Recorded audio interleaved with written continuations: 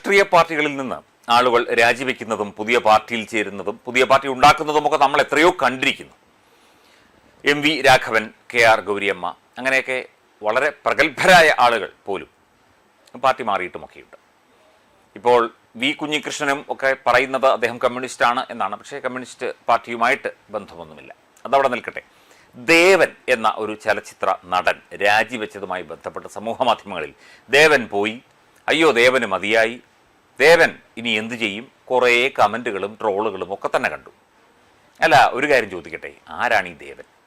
ഒരു അഭിനേതാവ്, ഒരു നടൻ എന്നതിലുപരി ദേവന് എന്ത് രാഷ്ട്രീയമാണ് ഉള്ളത്? എന്ത് രാഷ്ട്രീയ ധാർമ്മികതയും എന്ത് രാഷ്ട്രീയ ബോധ്യവുമാണുള്ളത്? ഇന്ത്യ ഭരിക്കുന്ന പാർട്ടിയുടെ കേരളത്തിലെ ഒരു ഘടകമായി അല്ലെങ്കിൽ ചുമതലക്കാരനായി വൈസ് പ്രസിഡന്റായിട്ടൊക്കെ വന്നു കഴിഞ്ഞാൽ എന്തെങ്കിലും സാമ്പത്തികമായും സ്ഥാനീയമായ നേട്ടങ്ങളൊക്കെ ഉണ്ടാക്കാം എന്നുള്ള ആഗ്രഹം കൊണ്ട് വന്നു കയറി വന്ന ഒരു വ്യക്തിയാണ് ദേവൻ. അതിനെ സ്വീകരിക്കാനും ഇയാളെ സ്വീകരിക്കാനും ഇവിടെ കുറേ നേതാക്കന്മാരുണ്ടായി. അവരെയും ശക്തമായി വിമർശിക്കുന്നു.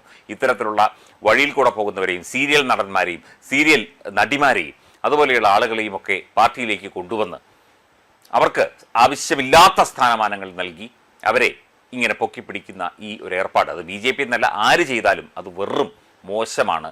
അങ്ങനെ ചെയ്യുന്നതിന് ഒരു നൈതികതയില്ല.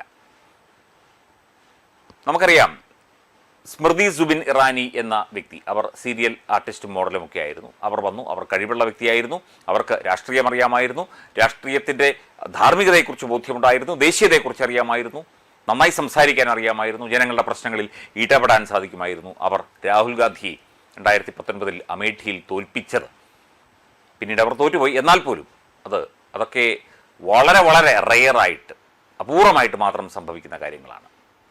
ഇവിടെ ഭാരതീയ ജനതാ പാർട്ടിക്ക് വേണ്ടി, രാഷ്ട്രീയ സ്വയംസേവക സംഘത്തിന് വേണ്ടി പോസ്റ്റർ ഒട്ടിക്കുന്നത് മുതൽ സമരത്തിന് പോകുന്നത്, പോലീസിൻ്റെ അടികൊള്ളുന്നത്, വെള്ളം ചീറ്റിപ്പായുമ്പോൾ മറിഞ്ഞു വീണ് പരിക്കേൽക്കുന്നത്, എന്തിന് ജീവൻ നഷ്ടമാകുന്നത്, കൈകാലുകൾ നഷ്ടമാകുന്നു. സദാനന്ദൻ മാസ്റ്ററൊക്കെ ഇന്നും 2 കാലുകളില്ല അദ്ദേഹത്തിന്. അപ്പം ഇവിടെ നൂറുകണക്കിന്, ആയിരക്കണക്കിന്, ലക്ഷക്കണക്കിന് സാധാരണക്കാരായ പ്രവർത്തകരുണ്ട്. അവരാണ് ശരിക്കും പാർട്ടിയുടെ ശക്തി. ഇന്നലെ വന്നു കയറുന്നവനും അല്ലെങ്കിൽ സീരിയൽ മുഖം കാണിക്കുന്നവനും വലിയ നടനായിട്ട് അറിയപ്പെടുന്നവനും മുഖത്ത് പൂട്ടിയിട്ട് മാത്രം പ്രസംഗിക്കാൻ കയറുന്നവനൊന്നുമല്ല എന്നുള്ള കാര്യമാണ് ഈ കളിയാക്കുന്നവരോട് പറയാനുള്ളത്. ദേവനെന്നല്ല, ഇനി ദേവേന്ദ്രൻ പോയാലും ഭാരതീയ ജനതാ പാർട്ടിക്ക് ഒരു ചുക്കുമില്ല എന്നത് സത്യം. ദേവൻ സംഘപരിവാർ പ്രസ്ഥാനത്തിൻ്റെ ഭാഗമായിരുന്നു. ദേവന് ദേശീയതയുമായി ബന്ധപ്പെട്ട് എന്തെങ്കിലും അറിയാമായിരുന്നു? ഒന്നുമില്ല. ഇവിടെ ഭീമൻ രഘു കാണിച്ചതുപോലെ എന്തെങ്കിലും സ്ഥാനമാനങ്ങൾ കിട്ടും എന്ന് പറഞ്ഞ് പിണറായി പ്രസംഗിച്ചപ്പോൾ എഴുന്നേറ്റ് നിന്നു, എല്ലാവരും കളിയാക്കി. ഇപ്പം ഈ തെരഞ്ഞെടുപ്പൊക്കെ അടുത്തപ്പോൾ ഈ ഭീമൻ രഘുവിൻ്റെ വല്ല വിവരവും ഉണ്ടായിരുന്നു? ഇല്ല. അത് CPMൻ്റെ കാര്യം.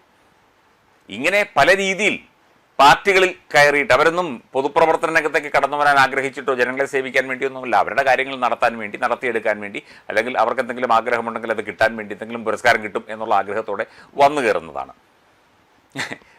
BJP ഇന്ത്യ ഭരിക്കുന്നിടത്തോളം കാലം പത്മ പുരസ്കാരങ്ങളൊക്കെ ഇങ്ങനെ വഴിയിൽ കൂടെ പോകുന്നവർക്ക് കൊടുക്കുകയുമൊന്നുമില്ല.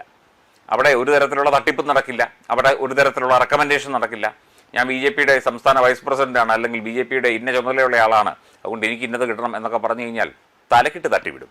അതാണ് അമിത്ഷായുടെയും മോദിയുടെയും ഒക്കെ ഒരു രീതി. ദേവൻ പോയാൽ ചുക്കും ചുണ്ണാമ്പുമില്ല, ഒന്നുമില്ല. ദേവൻ എങ്ങോട്ട് പോയാലെന്ത്? ദേവൻ അഭിനയിച്ചാൽ ദേവന് ജീവിക്കാം, കൈ കാശുണ്ടെങ്കിലും ജീവിക്കാം. ദേവൻ BJPയുടെ ഭാഗമായി നിൽക്കുന്നതുകൊണ്ട് BJPക്ക് ഒരു പ്രയോജനവുമില്ല. പ്രയോജനമുണ്ടെങ്കിൽ അത് വേണ്ടതാനും.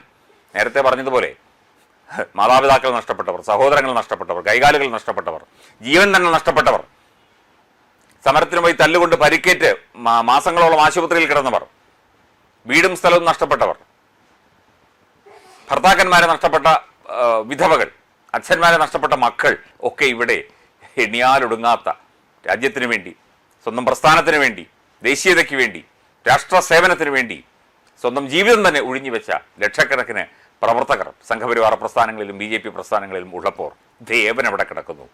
ദേവേന്ദ്രൻ എവിടെ കിടക്കുന്നു? ദേവനോട് പോയി പണി നോക്കാൻ പറയും. പിന്നെ ദേവൻ പിരിഞ്ഞുപോയി എന്ന് പറഞ്ഞ് ആഘോഷിക്കുന്നവർക്ക് ആഘോഷിക്കാം. അതൊക്കെ കണ്ട് സാധാരണ പ്രവർത്തകർ ചിരിക്കുക മാത്രമേ ഉള്ളൂ. ചിലപ്പോൾ ആ സാധാരണ ചിരി ഒരു പൊട്ടിച്ചിരിയായി മാറിയേക്കും. അത്രയേ ഉള്ളൂ.